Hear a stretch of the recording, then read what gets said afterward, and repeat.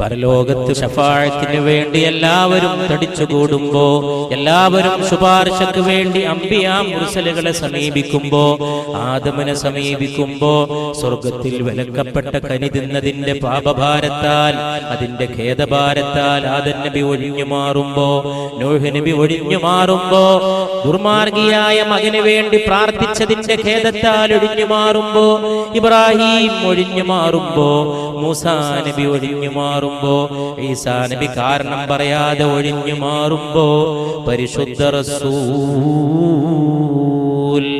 സല്ലല്ലാഹു അലൈഹി വസല്ലം ഞങ്ങൾ പാപികളാണ്, ഞങ്ങൾ നാശത്തിലേക്ക് വഴുതി വീണവരാണ്, അപമാനത്തിൽ പതിച്ചവരാണ്, പക്ഷേ അല്ലാഹുവേ നിന്റെ മഹബൂബായ നബിയുടെ ഉമ്മത്തിൽപ്പെട്ടവരാണ് സല്ലല്ലാഹു അലൈഹി വആലിഹി വഅസ്ഹാബിഹി വസല്ലം.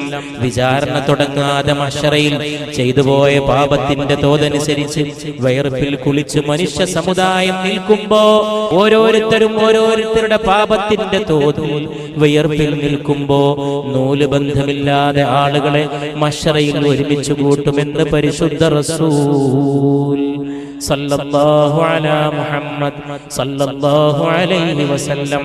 ആ മഹ്ശറയുടെ മൈതാനിയിൽ വിചാരണ ഒന്ന് തുടങ്ങാൻ അവിടുന്ന് ശഫാഅത്തിന് വേണ്ടി സുജൂദിൽ വീണ് കിടക്കുമ്പോ അല്ലാഹു പറയുകയാണ്, ഇർഫഅ റഅസക യാ മുഹമ്മദ്. മുഹമ്മദേ, ശിരസ്സുയർത്തിയാലും എന്ത് വേണമെന്ന് ചൊല്ലിയാലും സ്നേഹഭാജനമായ പുണ്യനബിയുടെ ഇഷ്ടത്തെ മാനിച്ച് അല്ലാഹു വിചാരണ തുടങ്ങുന്നു.